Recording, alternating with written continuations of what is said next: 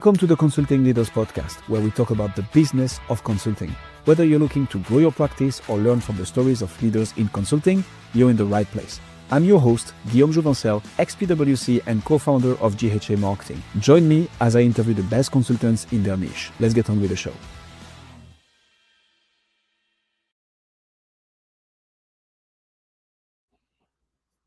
Yes, welcome to Consulting Leaders. Let's jump straight into it. What pulled you into the consulting side of performance, education, and, well, now consulting? Well, the mechanism that drives me forward is helping others, and in particular, helping entrepreneurs and the human condition. So the humanity and authenticity of success, positive psychology, attaching oneself to your own authentic values and the things that you intend to achieve in this world. It all started like that. I think that in performance, making people laugh in comedy, just making them laugh, you recognize that in those moments, they were full of their largest amount of vibrant life, and they were not ruminating about their concerns. You gave them freedom in that moment. And as that progressed on, and I was asked to do more and more consultation, because of that energy that I could bring, I was offered challenges, Guillaume, and people would say, very often they would call me as a comedian, and they would say, well, I have this crazy idea that you can describe managerial tactics to the managers of our hospital systems at the Veterans Health Organization or something like that. And I would say, well, what an interesting idea. And I would accept those challenges. And very often I would say, it would help me to know who you hired before me that failed, because you probably did not call the comedian first. I'm going to assume that you went to your HR department or maybe hired the person that wrote the book or something like that, and that they all failed, and that somebody said, Les is good at things like this. I bet he could help you. And so helping people like that and helping them to feel those moments of freedom and clarity where they can succeed. And I know what that means to everybody around them who watches that success. Now, those people believe that's the way I affect positive change in this world. And nowadays, we focus it primarily on entrepreneurs. Yet that's where the energy came from, Guillaume, is my desire to do that. And the amount of joy I get when watching people in those freedom moments, laughing or feeling enlightened about the opportunities that they have. Yet I can also say in comedy, we were very mercenary. And, the language of comedy is not nice, Guillaume. We talk about killing audiences and tearing them apart and things like that. And so the generosity that shows up is more than the generosity that's being requested. So they go and they sit in your class or your audience to be enlightened. Yet when they start rubbing their jaw, when you're doing an extremely good job, and they start rubbing their jaw and holding their side, and the audience is rocking around like this, you can kind of see in their face that they're like, that's a little too much laughter. My side hurts. I may need to stop.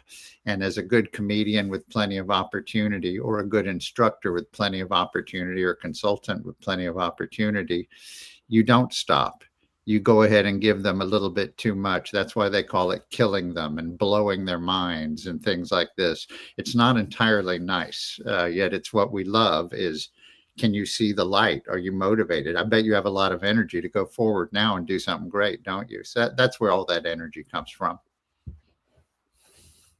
I absolutely love that. And I think I agree with you. That energy can sometimes be overwhelming for other people, but that's how we roll. And the idea is to find other people with as high energy as you. I like it a lot. I like the vibe actually. So how do you use that now, Les, to solve problem? Actually, let's maybe start there. What problem do you solve with what outcome? What's the benefit of it? The problem that we're solving through our consultancy at Rialto Academy, the problem that we're solving is large populations of professionals' education opportunities.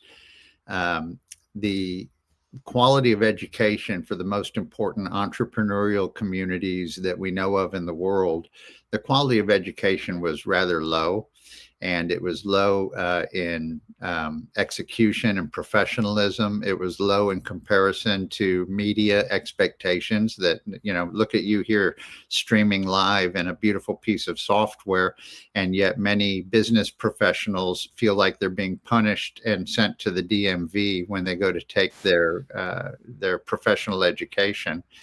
And the quality of that education was way down in what is best termed compliance. If you don't take this number of minutes, you don't get to renew your license, as opposed to, if you take this education, you will thrive and do better. And along the way, of course, it supports your license.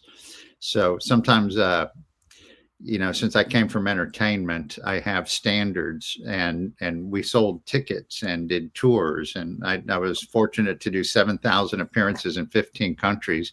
And yet, every step of the way, you realize you're delivering value. And in the early days, they would actually count your laughs. You would hear the theater owner with a clicker, and they'd count it. When you got a significant laugh, you'd hear them click it while they're walking around the room. And then they would do this crude math afterwards, Guillaume, where they would divide your minutes and your clicks, similar to how somebody may have in the past determined their miles per gallon of their vehicle. And they would come up with laughs per minute. You got this many big laughs per minute. And if you had a good record of laughs per minute, the audience liked you well enough that you could get rehired. So we were always attached to metrics of success, even while doing comedy. We were always attached to what are the metrics of success. And so now, we recognize we need to bring that value. These people bought tickets, got babysitters, bought an expensive dinner, and they expect us to give them a bunch of quality.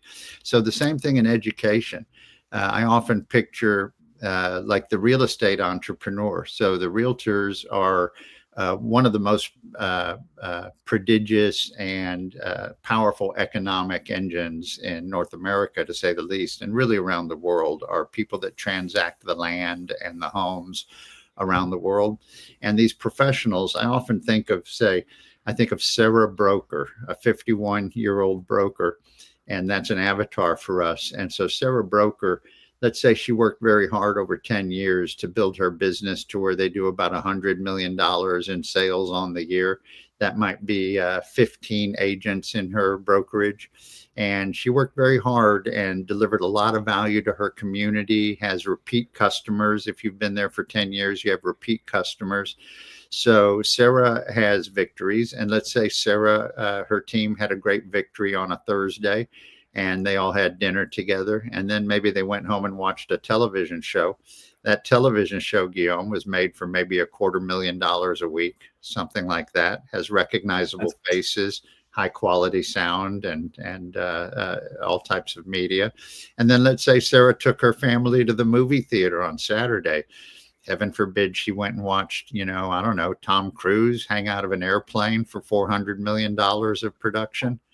So why is it that when Sarah, who has a business that does $100 million a year and supports 15 families in this example, why is it that Sarah, when she goes to do her professional education on Monday morning, does she feel like it has to be, why did it get so low quality? Why does she have to feel like she's being punished for having gotten a speeding ticket or something, as opposed to seeing the same sort of media quality that anybody expects anywhere else? How did the person doing a good job driving our economy and training other people to do well in business and helping to put people in homes, this very soulful type of business, how did they get relegated to horrible quality of media and compliant mindset? I don't picture the Sarahs of this world that are bringing entrepreneurial advancement to humanity and freedom to entrepreneurs through gig economies and things like that. I don't picture them bouncing around going, hooray, I'm compliant. Hooray, hire me, I'm compliant. I just don't get much excitement out of that. Don't they deserve, just like our comedy audiences deserve to laugh too hard, to laugh harder than they thought they could, Well, don't our professionals deserve to have a quality of instruction that's going to open their mind to how they can do even better than they had previously thought they could? So that's the similarity that I continue to be driven by. And so we're publishing these classes. We brought up recently to a group of professionals, Guillaume, we said, so there's a mandatory course that all realtors take, has to do with fair housing. And we said, tell me a good reason why a fair housing course isn't shot in a Los Angeles neighborhood by a television crew and feature face that we recognize off of television, like the star of LA Law or something like this. And my example wasn't received entirely well. So I did a second example.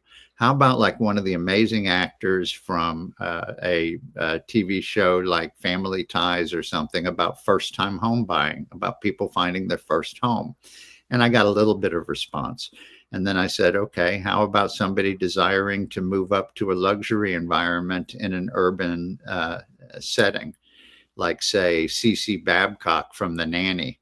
Well, at that point, several of the high-powered executives around me squealed out loud, Guillaume, like little kids, and said, oh my God, I love The Nanny. I can do all the, me and Sarah, we can do all the words to the lyrics. Do you want to hear them? And of course, I don't want to hear them. Yet, can you see the response when they're treated with the respect and when you make references to things that have meaning in their lives? And for some reason, people that preceded us thought much lower about education opportunities. We still feel the opportunity to help them, and that if they enjoy the class and it has memorable things and people that they are happy to be looking at and that have meaning in their lives, maybe even some humor attached to some learning points, then they're more likely to remember them, to maybe say them to somebody else. Once we had to defend an entertaining class in a state in America, we had to defend in court that it was appropriate, that it was humorous. And when they asked me the question in the court, I was able to tell them, Guillaume, that we really thought it was, we understood this to be an education opportunity. And we found that if we said memorable things that made them respond, they were more likely to have some quality education. And I offered that if it wasn't education, if compliance is punishment, I brought a list of recommendations for how we can make it much more punishing. Really, there should be no live action. It should be longer. It should be more boring. They should have to write more things. Matter of fact, why do they forget comedy? Why do they get even coffee? Why do we even give them coffee? Should they have beverages? Are these people not being punished? And so we get to highlight, what we're really there to do. We're really there to add value so that they have a better opportunity of building a thriving business, that we all benefit from better professionals in our world. And these are people with families. And so we really believe in bringing the quality of that media and the metric of success of it works for those individuals. If it doesn't work for that audience, it just doesn't work. I'm sure you feel the same way about your broadcast. If it wasn't connecting with your audience, you would change something, wouldn't you? And so we believe in that. Quick question, Les. Were you having your friends come to your representation so that they could fake laugh and, create a crowd movement, and they laugh exaggerately? And then, it's contagious. So people just start laughing when they hear claps and laughs as well. Was that a technique back in the days? Or I had no clue about the counter of laughs. That's crazy to me. Then were some people trying to cheat that and bring in people who would fake laugh? Yeah. I think that, the amateurs have all sorts of tricks, and the amateurs are often playing to rooms of other amateurs. And so they kind of are laughing at each other's amateur learning process more than they're a commodity that's selling comedy. The way it started for me, Guillaume, I kind of skipped all of that amateur stuff. I was being punished in high school. And when they ran out of, I was a little overactive, and I had done some silly tricks on teachers. And so I was being punished, and I'd already won some awards as a performer. And so they angrily punished me by saying a football coach, was going to make me run our school's first talent show. And so I Mm-hmm. was running this talent show as a punishment, and I wrote 3 jokes, and the jokes were horrible. Yet one joke was okay. 2 jokes were horrible. One joke was okay.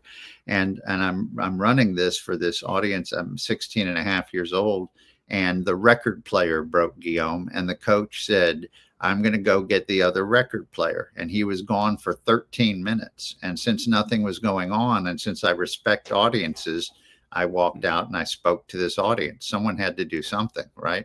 So I went out and I spoke to this audience, and I spoke for a few minutes, and somebody said, tell the story you like to tell about this and that. And so I did 13 minutes, and then we got the record player and the show continued. And kind of like a movie, one of the judges of the talent show was a guy who had a comedy job, and I didn't know it.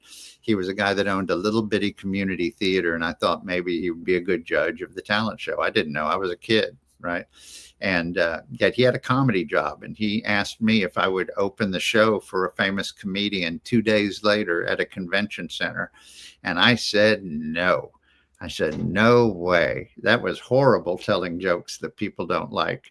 And he said, yeah, nobody needs your jokes. But that thing where you talk, if you'll talk like that for 7 minutes, I'll give you $185. And that meant I could quit my job flipping hamburgers at Sonic Drive-In, and I had a car and everything. And so my last objection was, I can't do it because I don't know where to park. And this man had to explain to me that when you're a professional performer at a big auditorium, there's probably a place where they tell you to park. And so I went and I did it. And that was for some famous comedians, and I got paid. So I got paid my very first time out as a teenager. Mm-hmm. And while I was there, I was requested to do other jobs. And I was very fortunate. The 7,000 jobs that I did, I was requested to do. So I never had to go through that painful amateur phase that we see so many people go through. I had it a lot easier than that. Yet we had a very different attitude, because if the audience didn't do well, we were concerned about paying for our families, right? That's very different than an amateur who asks questions like, do you think this is funny? Do you think that's funny? And we'd say, that part where the audience gave you money and rocked back and forth, rubbing their face, that was funny. And the part where the audience doesn't show up and they just stare, or the ones that are there just stare at you, see, that's not funny. And so I got to skip a lot of that amateur stuff and go straight into business. I really like business, and I was raised by entrepreneurs, and I right away sold comedy right away. Sounds like not too bad of a life. Who is it? So back to Rialto's MLS. Who is it that you're helping exactly implement those education programs? Who do you build education partnerships with? Rialto Academy is focused on adding massive amounts of value to associations of professionals, especially in the real estate space. So the vertical that we're primarily in is associations of realtors and also MLSs. And we're the education partner of the Council of MLSs. We help some of the big companies in the MLS space, like Cotality. We're proud to work with them. We also are the education partner of NAR Technology, the National Association of Realtors, AMS product, and some other things like that. And the reason we work in the real estate space, Guillaume, is at one point, one of the big real estate companies brought me in to speak on my book, Plays Well with Others. And so I spoke at their national convention and did a humorous speech about entrepreneurial achievement and made everybody laugh and think about entrepreneurial achievement. And then they asked me if I would rewrite their library of training, if I would look at their training books and help to refresh those. And I agreed to do that for a couple of years. And they introduced me to a young man who was getting his PhD at the time. And that's now my partner, my business partner, Jonathan. That's where I met him, is they introduced me to him.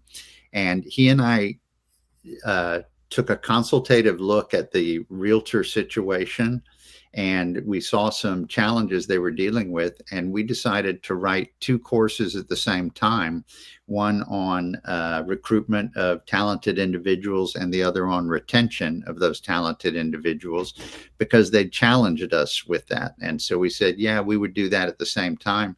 And 9 months later, so it took us 3 months to publish those first courses, and 9 months later, that company won #1 in the world in agent count. And so I sat down with my business partner, who's my business partner now, Jonathan. I sat down with him and I said, wow, who knew realtors? Look at that. Realtors study briskly, avidly. They study all year round. And when you offer, so we desire to help entrepreneurs. And it turns out if you help entrepreneurs through real estate, you can go much faster. The idea that we got those results in 9 months, and that it was even a metric that was tracked in this world, right? That gave us a way to get traction and help entrepreneurs through helping realtors.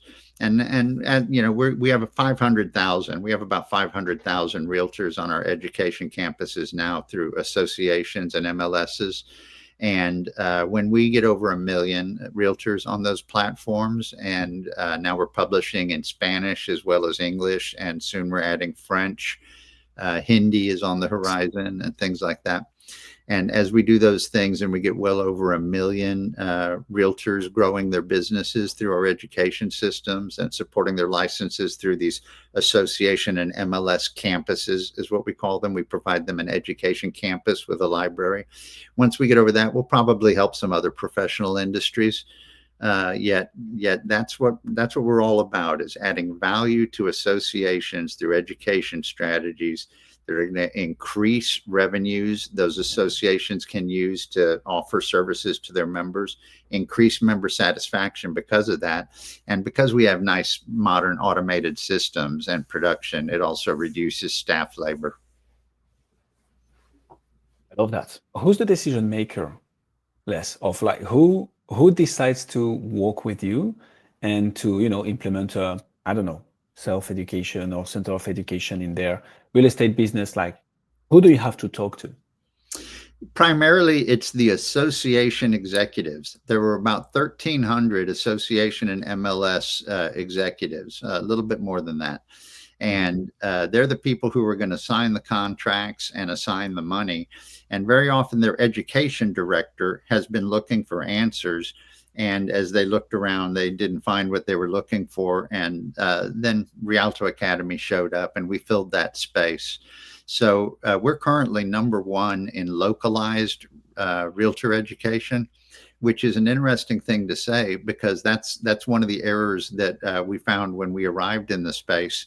Was an association would say that they were concerned with increasing the value of their membership.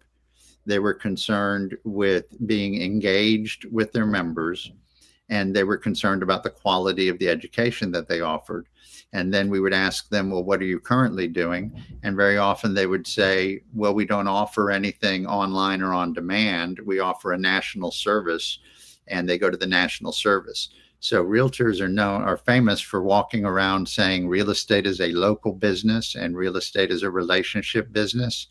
And then they would tell us they sent 100% of their people out of state and their money out of state, and the members had to pay more money to go get this generic education. And we showed up and we said, shouldn't that all be you? Shouldn't that all be local? Shouldn't that be your branding? Shouldn't you be talking about what's going on locally? And you can use our national instructors, or you can, we like to use local instructors as well. And so localized, let them see information about their own area. Let them be in class with the people that they do business with, and keep all that revenue there in the association and provide that value themselves. To us, these were very simple things, Guillaume. They were very, very simple things, yet getting the entire industry to go from shortcut answers that weren't providing local information and relationship, and getting that, like turning a cruise ship at mid-sea. And so, we're on our way. We have 500,000 so far, and we have most of the top 5 or 7 organizations in North America. And so we're making a lot of progress. Yet that's what we desire. We desire that member to receive local information from their association. This way they can find out about the great services the association offers and keep the money local, and keep the engagement. Those members on average, when they're told to go grab national training on their own, their average spend is $130 a year that went out of state and didn't come from their association membership, right? And their average time is 12 hours. So the associations, before we arrived, the associations were giving away 12 hours a year of engagement, 12 hours a year of service, and $130 per person. And we changed that.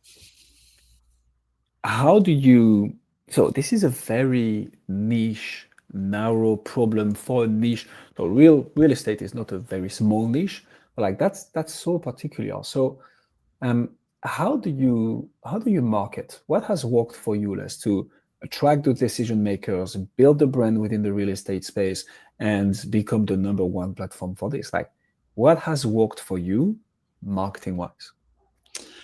Really, I think very few things have shown themselves to be the most powerful, Guillaume. It is a relationship industry, and trust is very important.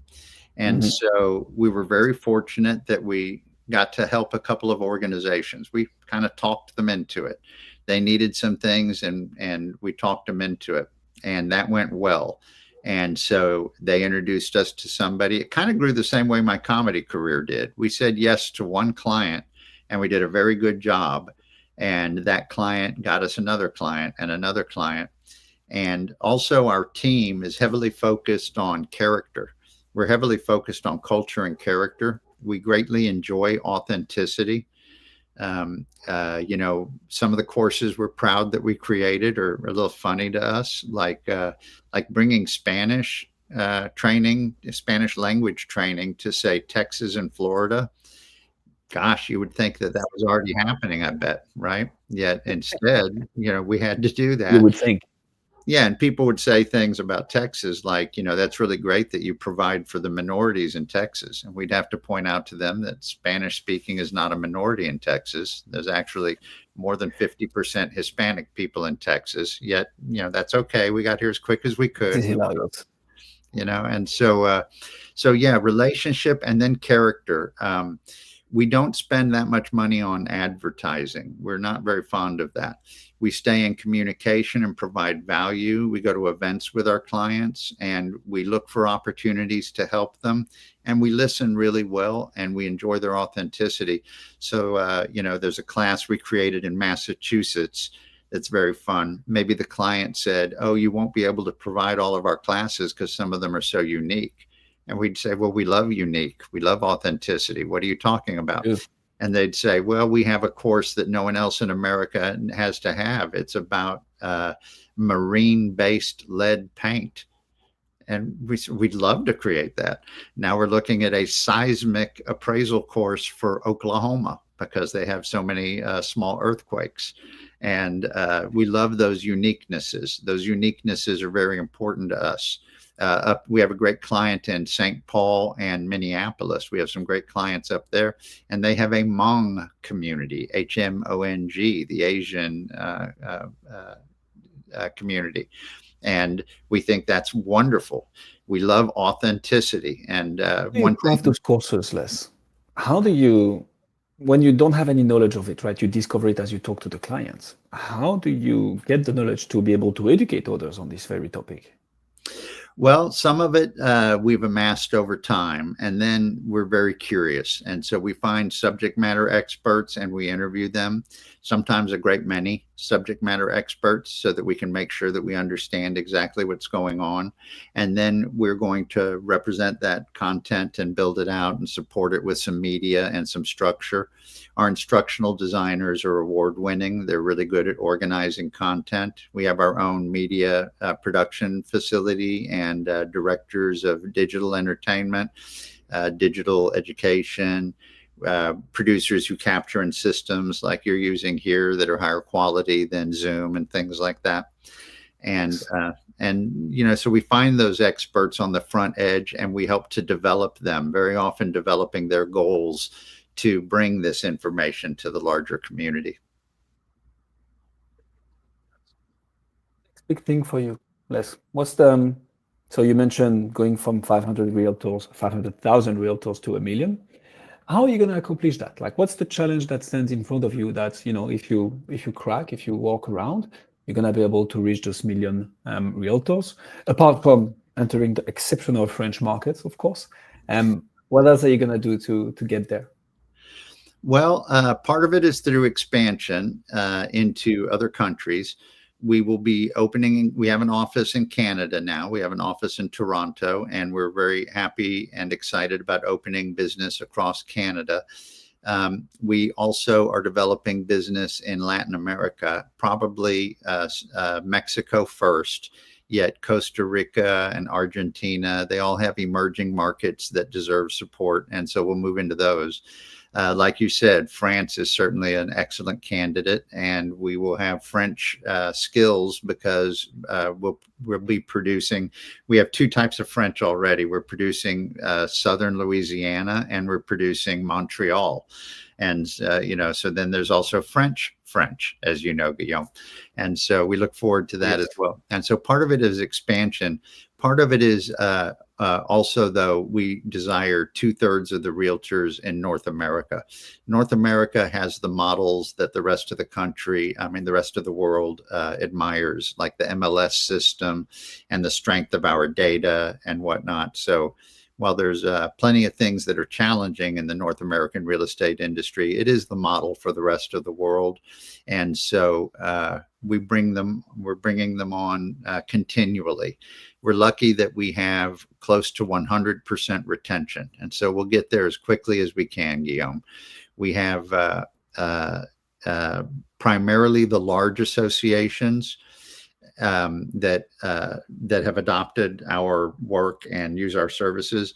They're going to give us probably 700,000 of the realtors, and then another 300,000 or so of the North American realtors will come from us opening up markets that didn't have an association or an MLS powerful or influential enough to bring us in. We're going to serve those areas ourselves. We don't compete with any of our clients. So if we can find a great partner in an area, we build it around them. And if we can't find a great partner in an area, well, we open up the state ourselves. And so we've begun to do that. So we will get the large aggregated clients that have a lot of influence. Those are the most important accounts that we serve. And yet we're not going to leave the rest of them out of it that are in areas that don't have great partners. We're going to open it up to them as well. Yes, ladies and gentlemen, if people want to find out more about you, see what you do, where should they go? Well, I am Les McGehee. That's spelled with one S, Guillaume. Les is spelled with one S. That's LESMCGEHEE. And I am not hidden. Go ahead and take a look. Ask your chat bot to tell you about Les McGehee and see what you get. My book, Plays Well with Others, is coming out in multiple editions starting in 2026. The first one being Plays Well with Realtors. And so the original book will be re-released as a second edition, and then the specialized editions will be released. And if you're in the real estate space as an educator, or if you desire to really supercharge the power of the education that you offer your membership, go to Rialto Academy, rialtoacademy.com. Take a look there. And I'm happy to help anybody, Guillaume. I'm happy to help. You're really good with consultants. And since we're mission-based consultants, Guillaume, if somebody has the correct intentions and they desire to help large groups of professionals at a really high level, they can have a little free consultation. Okay, we're mission-based. Nice. The dollar is not our boss, it's our ally. All right. And we are mission-based. And so I am happy to help anybody who is serious moving forward in that space. We'll put all the links in the description. What I can say for sure, Les, is that you've gained at least one connection on LinkedIn from this interview. Me, we are now connected. And for anybody listening, you want to go and check out Les on LinkedIn, the photo is fantastic, Les. Thank you so much for coming on Consulting Leaders. Thank you so much, Guillaume. Thank you for what you're doing to help promote quality consultation in this world. Entrepreneurs are brave and have chosen a brave adventure that their family is watching, and they deserve our support. Thank you so much for this. Words to live by. Thank you so much, Les. Thank you. Thanks for joining us on this episode of the Consulting Leaders Podcast. We hope you learned valuable lessons on how to grow your practice and take your business to the next level. Make sure to subscribe and leave us a review wherever you're listening to this show so you never miss an episode. To apply and be a guest on the show, click the link in the description. See you next time. How was that?